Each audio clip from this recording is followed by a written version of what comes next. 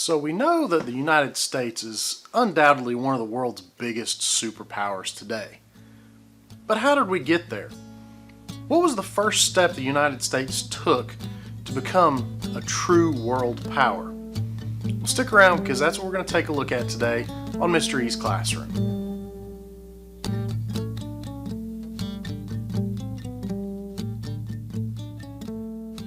Hey ladies and gentlemen, Mr. E here. Today we're going to talk about the Spanish-American War. This is really one of the first truly modern wars the United States fought. It's really the thing that catapulted us into being a world power. Today we're going to try to answer the question, what were the causes and effects of the Spanish-American War? So pay attention to this video and see if you can come up with a good answer. The United States had always really wanted to have some control in Latin America. This stemmed back all the way to the 1820s. There was a thing called the Monroe Doctrine, which was basically the government's way of telling European powers, you stay over on your side of the Atlantic and we'll stay over here on our side of the Atlantic. You can do anything you want to over on your side, we'll deal with the stuff that's going on our side. In 1898, there's this thing called the Pan-American Conference. This was basically when the United States got together with a bunch of kind of up-and-coming Latin American countries. They discussed things like trade and how the United States would help them kind of get started.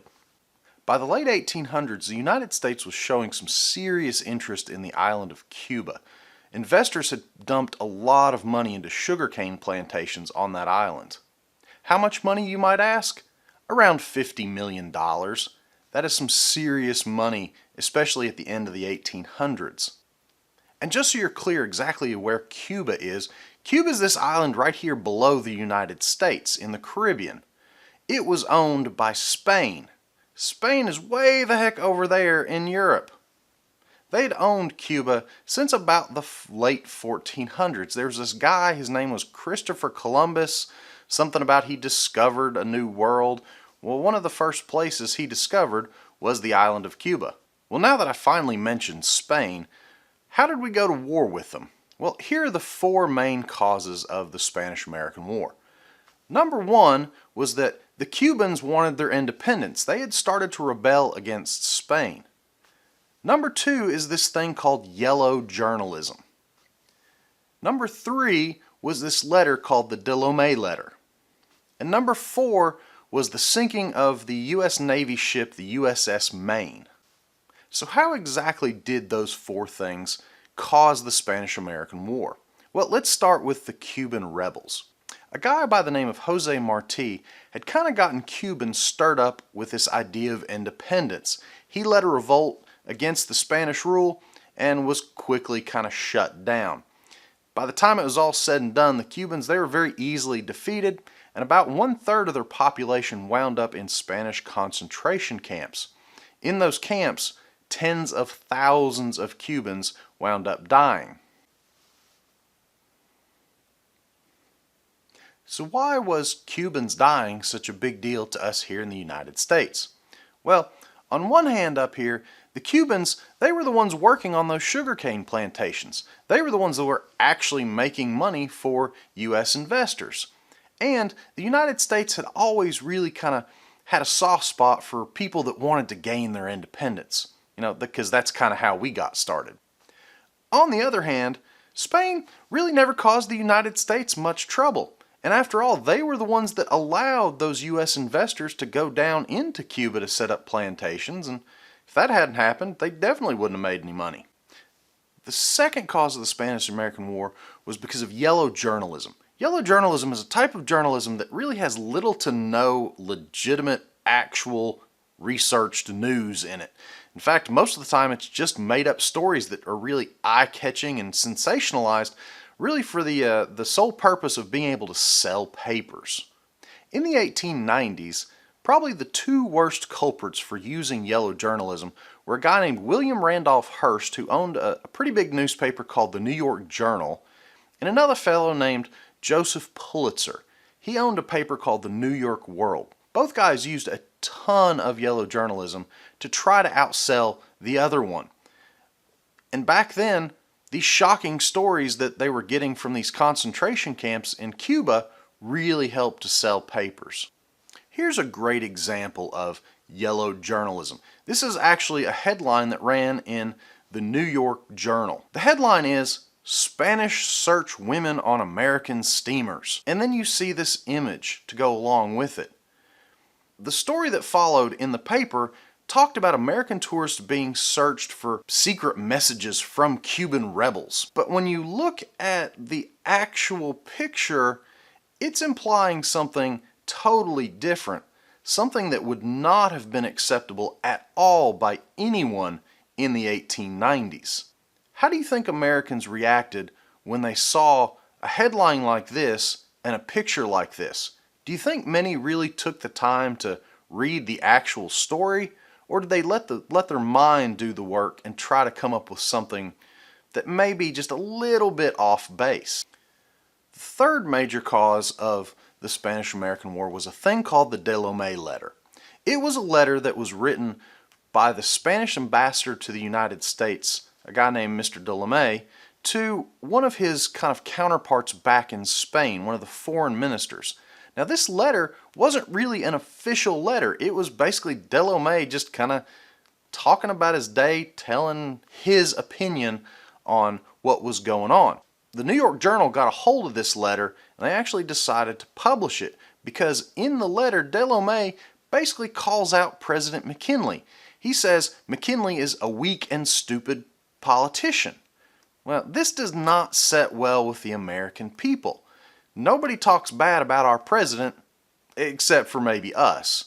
And if you do talk bad about our president, oh, you be ready for a fight. The fourth and final cause of the Spanish-American War was the sinking of the USS Maine. Remember in our last section how we talked about the United States had to build up a big navy? Well, the pride and joy of that navy was a ship called the USS Maine. It was supposed to be superior technology of the day. It was a thing that the Navy was like super proud of. As the Cubans started to revolt, the U.S. Navy decided to send the Maine down to Havana Harbor to kind of show some force, to basically say that, hey, we're here to protect any kind of American interest we have in Cuba. Well, one night on February 15th in 1898, out of nowhere, the Maine explodes. Kaboom! 266 sailors aboard are killed. After an investigation by the Navy says this explosion had to have been caused by a naval mine. Some sort of sabotage. The Spanish intentionally sunk the Maine. Well, actually, really probably what happened was there's probably a fire aboard in the ship's coal. It was just an accident. The coal eventually ignited what was called the powder magazine and the ship exploded. In hindsight, the Spanish didn't really have anything to do with it. But back in 1898, the Navy said that it was a naval mine. This made Americans incredibly upset. How dare they sink our pride and joy? It's time for war. And to really help fuel this, the media was blaming the Spanish left and right as well. They strongly urged Americans to support this idea of war. Really and truly, it didn't take a whole lot. And with the sinking of the Maine, that was the final straw that broke the camel's back. War were declared on Spain.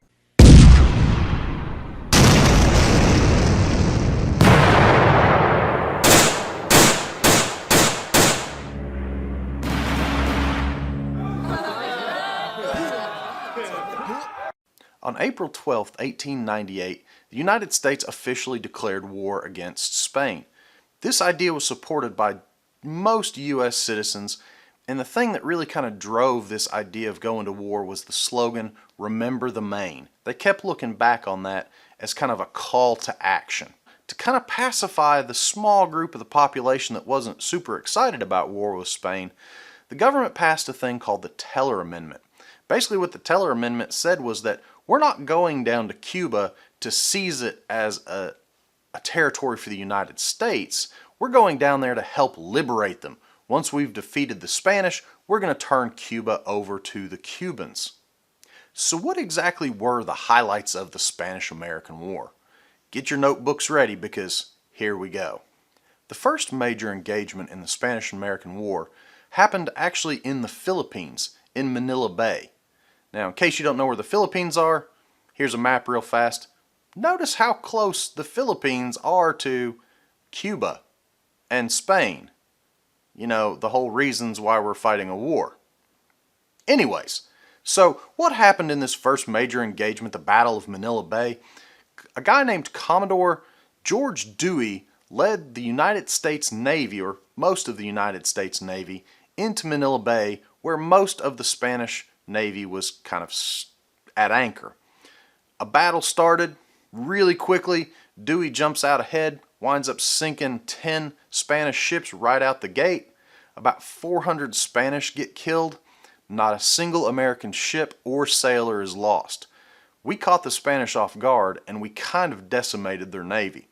Shortly thereafter, the rest of the Spanish military that was in the Philippines, they kind of saw the writing on the wall. They decided to surrender pretty quickly. The second notable battle of the Spanish-American War was the battle for San Juan Hill. The thing that makes this battle so memorable was who kind of led the charge up that hill. It was a guy named Theodore Roosevelt. He led a group of volunteer soldiers known as the Rough Riders up San Juan Hill into the fire of the enemy. Roosevelt's victory at San Juan Hill is considered to be one of the greatest victories of the Spanish-American War. What most people don't realize is that it wasn't just Roosevelt and the Rough Riders. There's also a group of soldiers called the Buffalo Soldiers. The 10th Cavalry Division of the U.S. Army was there to help out. The thing that made the 10th Cavalry, the Buffalo Soldiers, a little bit different than most of the Army is the Buffalo Soldiers were entirely an African American regiment. They did the heaviest amount of fighting. Then Roosevelt kind of came along and stole their thunder. Now we'll learn in future sections how important Roosevelt is to American history. Here's a picture of him along with his volunteer Rough Riders. Here's a relatively famous painting of Roosevelt's charge up San Juan Hill. Here's a fun history fact for you. This isn't entirely an accurate painting because Roosevelt and his Rough Riders were actually forced to leave most of their horses behind before they left for Cuba. They didn't actually charge up San Juan Hill on horseback like most cavalry did. They actually did it on foot. And like I mentioned earlier, it wasn't just the Rough Riders that helped to win this battle. You have to give most of the credit to the 10th Cavalry or the Buffalo Soldiers. They were the ones that did most of the heavy work.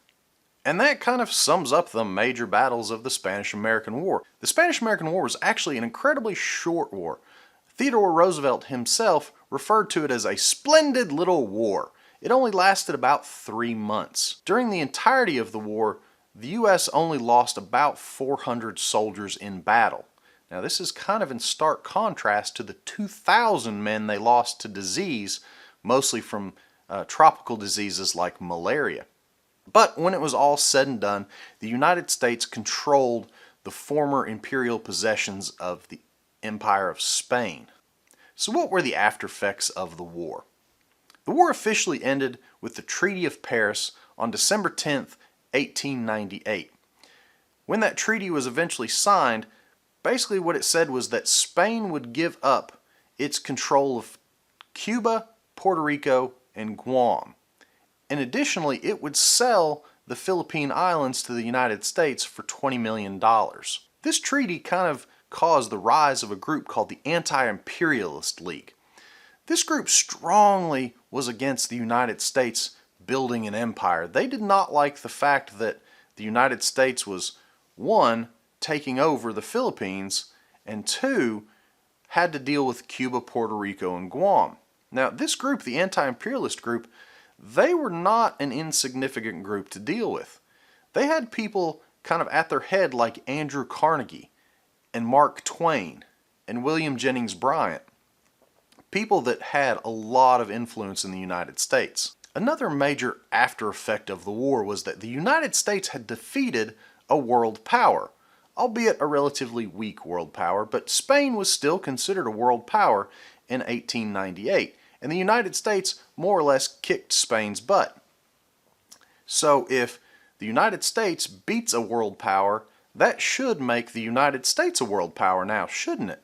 And because we're considered a world power, that really changed the US's role in things that were going on around the world. And eventually the imperialists do win out. The United States takes control of Guam and Puerto Rico, and more importantly, the Philippines.